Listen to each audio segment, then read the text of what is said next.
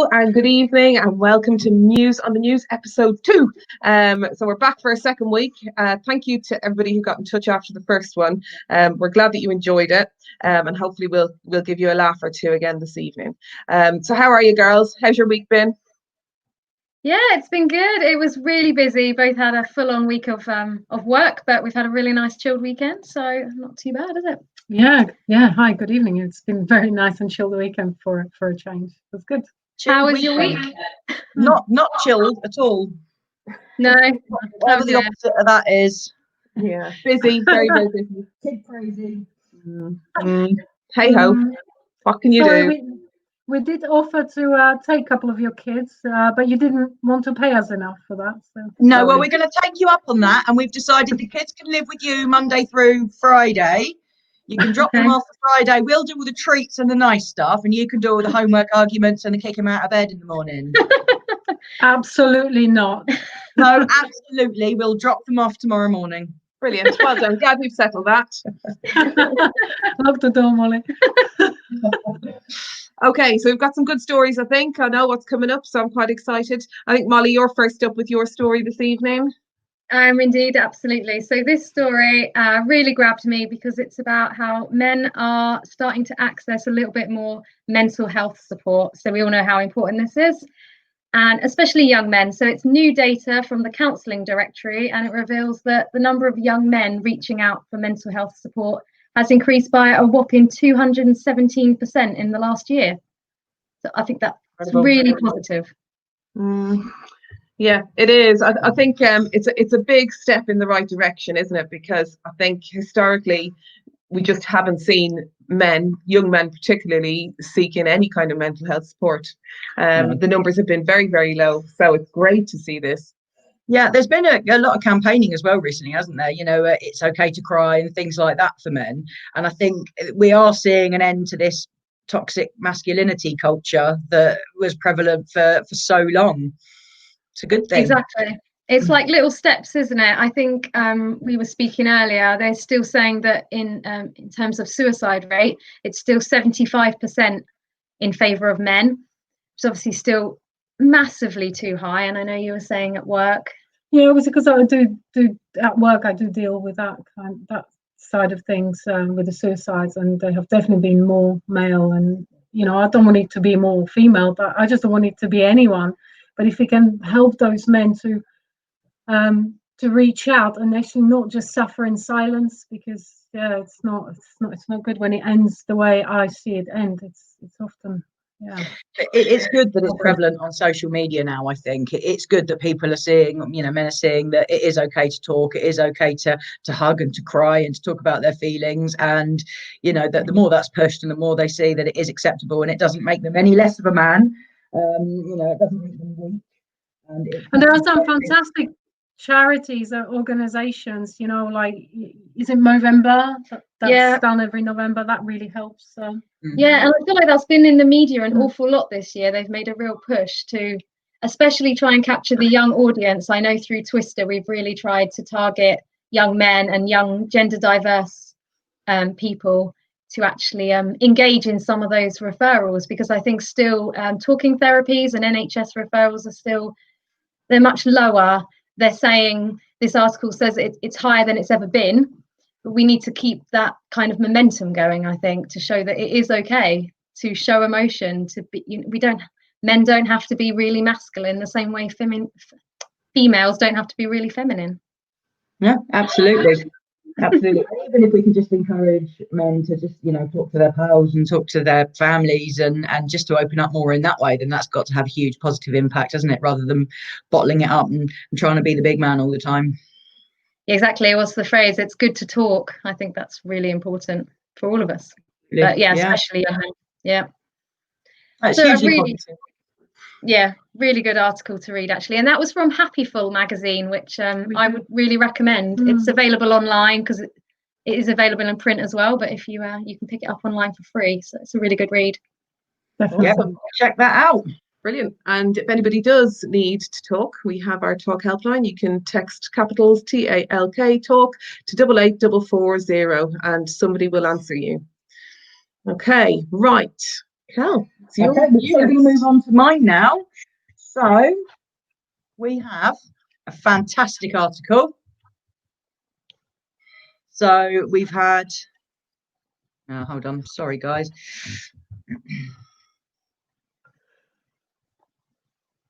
He doesn't want to do it. Doesn't want to do it. Anyway, we've got Olivia Colman, Jamila Jamil, and Paloma Faith, amongst other women who have signed an open letter with regards to violence upon trans women. And I think this is absolutely stunning that we've got such high profile names now, getting involved and giving a voice to trans women and saying, actually, trans women are women and women deserve to be treated with respect, and women deserve to be safe and to feel safe all the time. And to have public faces like this discussing things like this in the media, I think is going to be hugely positive for the whole community. What do you guys think? Well, most of we love Paloma Faith anyway, and doesn't surprise me that she would put her name down for something like this, because she's incredible. We went to see her a couple of years ago, and she's just such a down-to-earth, incredible woman. So it doesn't surprise me. But yeah, it is important. Unfortunately, that's what we still have to do, is try to get those big names and people to voice this kind of thing. Yeah, and Olivia Colman, yeah, isn't she wonderful? Yeah. Oh, there's no connection. Sorry, did you say something there? Because there was no connection. No. Oh, there you go. No, I just hear an echo.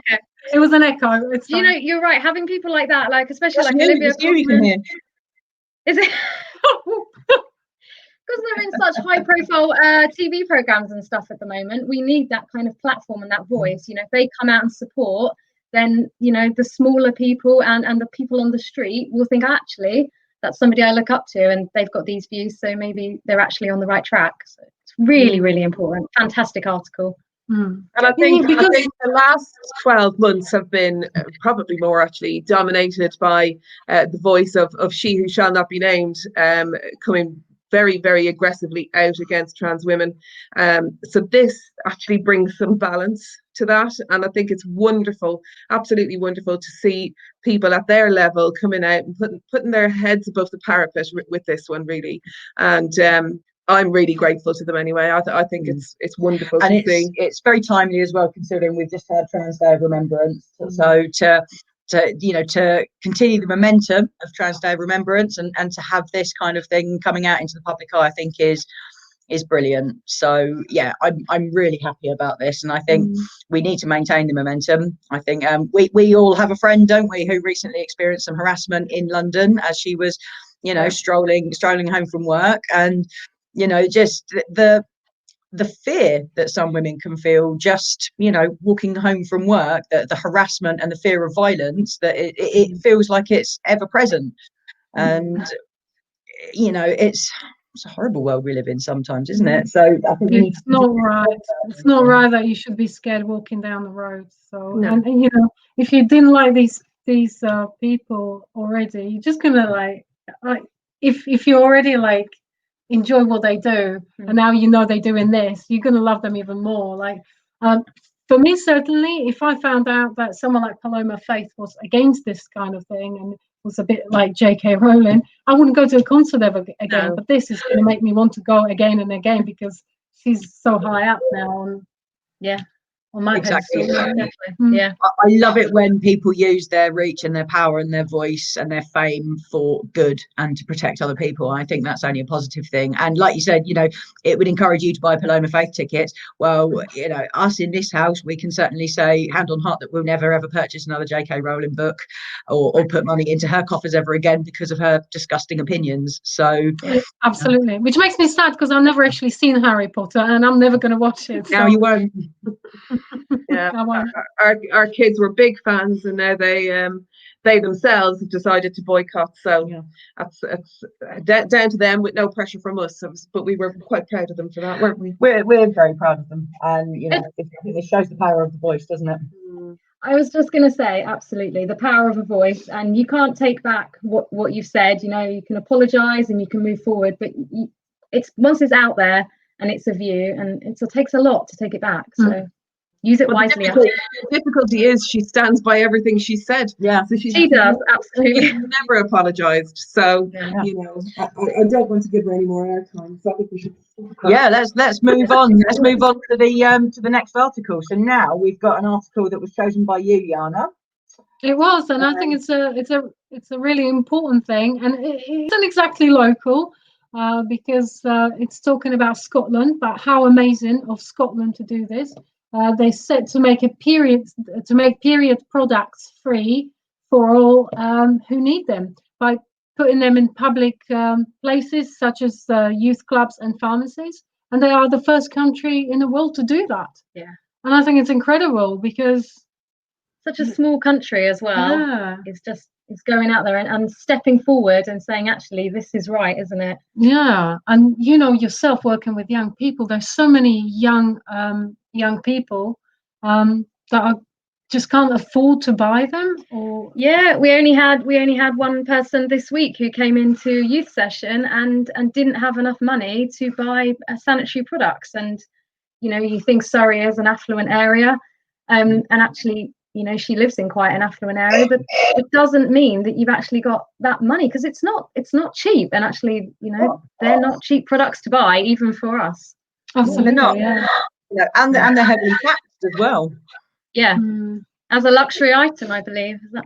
Yeah, And you know, Even I love my period. I feel so luxurious. Exactly. amazing. It's mad, isn't it? We don't get a choice whether we have them or not, yet we have to spend a proportion of our food bill every week actually buying these products. They are expensive, and yeah, of course, it's definitely not luxury. Yeah. Oh, it's so luxurious. I wish I had it twice a month. Do you know what though? This is a huge and really bold move, I think, for Scotland, and I very much hope that the rest of the world will set up and pay attention. You know, I don't know about you guys, but every time you go to a motorway service station and you sit down for a wee, on the back of the door there's always that poster of the girl that's in Uganda or wherever, and it's asking you to send money to buy her period products.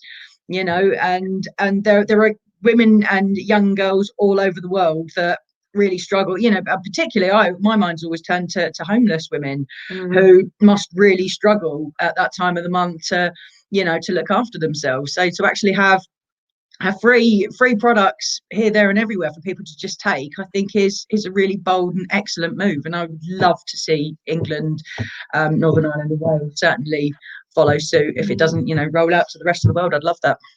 I wonder if this sort of kicked off with the schools program. So the schools have a red box program, and as initially when they started this in our school, parents were asked to donate to the red box, and of course we all did, and it just means that young girls can go and access that whenever they need it, and they can take as much as they need. And I think that is fantastic. So I think young people who are in school are catered for, certainly in our children's school, and I'm pretty sure across the county it is. But I think in a lot of cases the teachers have run this themselves, and the teachers have looked after the kids, and the school nurses have made sure that there's provisions, so. But schools. But maybe that sort of triggered the momentum for this. I think maybe it was the first step, and this decision in Scotland is a good one, a really, really good one, and hopefully the rest of the UK will follow suit. Yeah, I really hope so. I think in some schools they have the facility, but I'm not sure whether maybe the young people, I know a few of mine maybe don't have the education to know that it's actually available, or maybe don't feel safe or confident asking a member of staff, which is a real shame. So I think maybe there's a little bit more to be done around that, because we have the red box in the youth provision as well. Well, it's kind of embarrassing. You find it embarrassing because I know it's a natural thing for women and people and all that, but it is kind of embarrassing because you're asking someone for something and then they know that you're on your period, and you kind of feel a bit embarrassed. And also the fact that maybe you can't afford it, your parents didn't buy it. It's difficult, isn't it? But we need to, I don't know, help these people maybe to understand that it is there, and if it's not, you can ask maybe. That's why I think this is such an important step forward, because actually Scotland's saying it's okay if you don't have enough money to buy sanitary protection, we will offer it to you and we'll give it to you and we'll make it more readily available, so it's not hidden away and it's not a dirty thing, because at least 50% of the population go through it every month. And actually, if it wasn't for that, we wouldn't have children and we wouldn't have reproduction, and society wouldn't carry on. So we shouldn't be ashamed of it. I'm proud to talk about it. I mean, maybe when I was 13, 14, I wasn't so happy to talk about it, but yeah, it's different when we need to talk about it with our children. Some people are embarrassed, and particularly, of all things, having to go to a school office and ask for the red box. If there were little baskets in all the toilets where, that the girls can just grab what it is they need, or even in all the cubicles, just a little, a little thing on the back of the door or something, because at the end of the day, some people aren't comfortable talking about things and they don't necessarily want to have to announce that they need something. And actually, you know what, is there a single one of us that hasn't had to, poke an office colleague on the shoulder and say, got a Tampax, love, exactly. But some people just aren't comfortable doing that. So, no. If they are available, in cubicles and in washrooms and in shower rooms and things like that, in stations and schools and workplaces, then all the better. I have walked into an office where I work, which is full of men, and have asked them, just by any chance, any of you would have a Tampax. It go down very well. It's kind of like, no, get out. We don't do such a thing. It's like, that's not being true. I just ask because you just never know, right?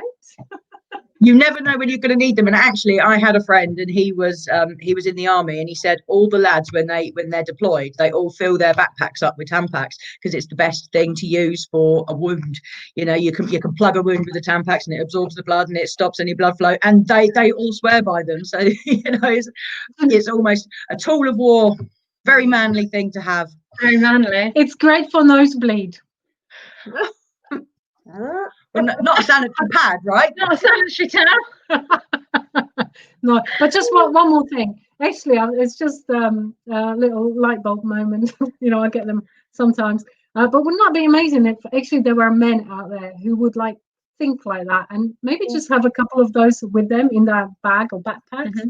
Yeah. So if there is a situation like that and there is a young girl at work or at school and ask and there's nobody else, they'll go, actually, I've got this. One. Yeah. We do have men like that. We have some fabulous men that do think about everyone. We do. It's good. Anyway, good. I've never seen a man with a Tampax, but fine. Yeah, you do. We do. We have kind young men, kind older men, and we have very kind gentlemen that do consider those around them. We definitely have kind men. Just never seen a man with a Tampax, but I would love your contacts, Kel. Give you a list. Right. Okay. Moving on. Last news article. So this one comes from a publication which is close to our hearts, and lesbians and bisexuals up and down the country have been rejoicing this week as this popped through their letterbox for the first time in, I think, 6 months. 6 months. Yeah. So Diva unfortunately had to stop printing due to COVID, various complications of the pandemic, but this is back with a bang. And look, Clear Duval. Clear Duval is a winner in Carol's eyes. One of the columnists for Diva, she cracks me up. I think she's hilarious, and I look forward to her articles every month. Eleanor Margulies, and she has written an article about lockdown, and we can't screen share it, so I'm going to have to try and show you here. So there you go. Lockdown has made lesbians of all of us. So, girls, what do you reckon? The article itself, we've all read it, and it's hilarious. So the premise of it is basically that during lockdown, we have all developed skills, which she suggests are lesbian skills. So bread making and crafting and gardening, making hummus, yeah. And I wonder how many of these that we can tick between us. So what does she say? She said freshly baked bread, a solitary stroll in nature, gardening, handicraft, somewhere on the embroidery or knitting spectrum, and pets galore. So I think between us we can tick almost all of those. All as well as rewiring plugs, which we've done a lot of during lockdown. Yeah. A very lesbian skill. That what makes me a lesbian. Yeah. That's where I am. That's all you need. You can do that. That's it. You're in the club. So she goes on to talk about a visit to her dad, and she finds her dad listening to Joni Mitchell songs and being joyous about some hummus that he has just made. And she thought, at 60 years of age, she could fully recognize him as a genuine lesbian.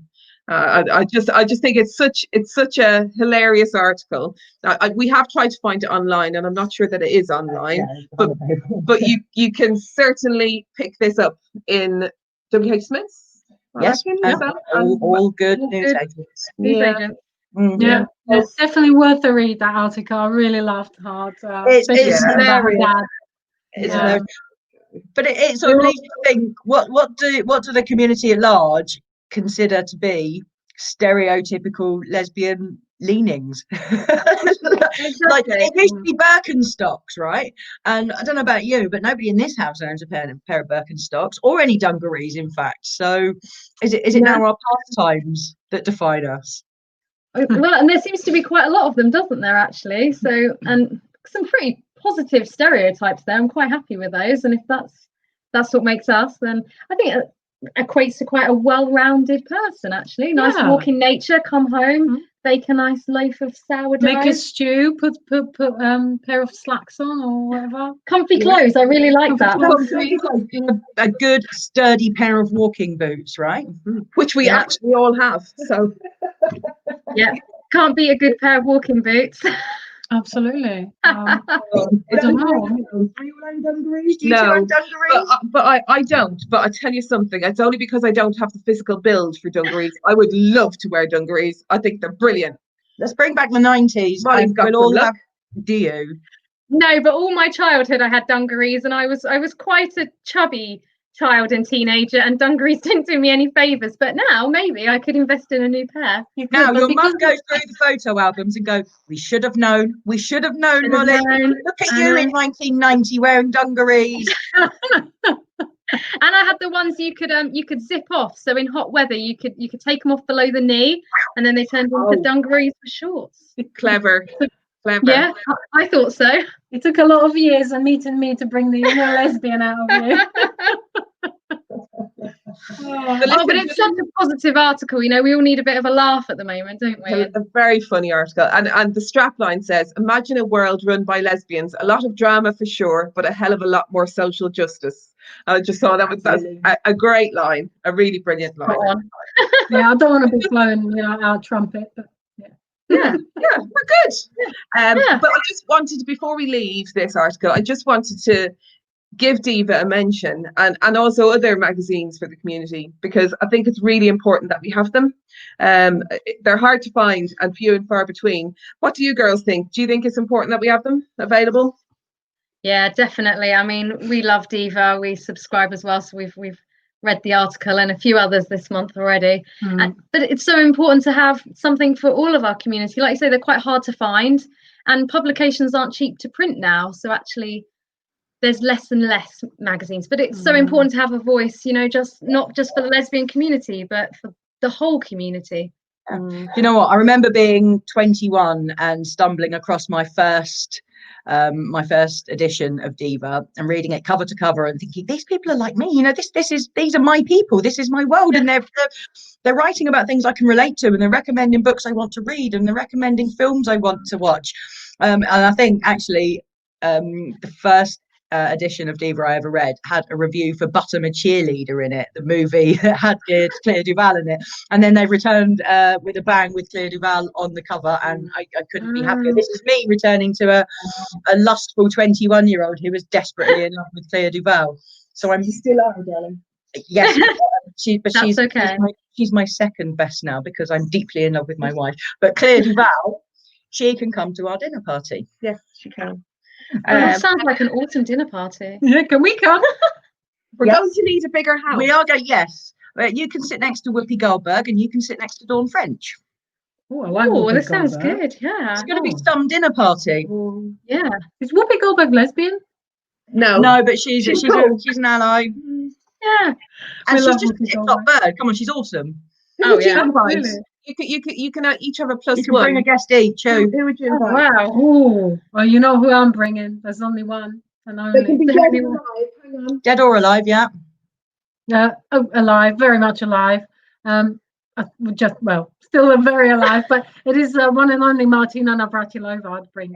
Oh, okay, yes. She is madly in love with her as well. No, I'm actually in love with Gabriella Sabatini. Oh, okay. All right, well, the list is endless. Come on, Molly, many. you've got to pick one. We've only got so many chairs. Who's it going to be? Oh my gosh. I'd really like to have JLo come to dinner. JLo. Yeah, is that all right? I'm sure she's got really interesting things to say. Oh, I'm sure it's her mind you love her for. Absolutely. Don't judge a book by its cover. no, she's, you know. I think she is quite an awesome person, though, isn't she? She does a lot. Yeah, no, definitely. I think she is, and she's got other Attributes. Many fascinating attributes. Absolutely. we love JLo in this house, honestly. But yeah, like we were talking about this lesbian, then it's like a wishful thinking that every one of them was lesbian, wasn't it? And maybe, you know, if we think hard enough, JLo will become one too. You never know. As long as you're an ally. The right woman. Is that what it is? That's how I feel, yes. But if she comes to dinner with the four of us, she'll be a changed woman. She'll be That's eating right. almonds. That's it. That's right. Dipping it with the sourdough. She'll be running for the door in fear if she came to dinner with us. More likely. Okay, that's the end of our stories. Jana, would you like to give our talk text details? Absolutely, guys. Just remember, here at Pride in Surrey, we're here 24/7. And if you are struggling, please do get in touch. And this is via our text service. So if you text TALK in capitals to 88440, please do so. Excellent, brilliant. And don't forget to check out what's happening this week. You'll find details of what's going on in terms of our content that we're airing over Facebook and Twitter. Please go and have a look. There's some brilliant things on this week. We hope you enjoy it, and hopefully we'll be back to see you next week. Thank you so much, ladies. Thank Have a you. good week. Bye. Bye.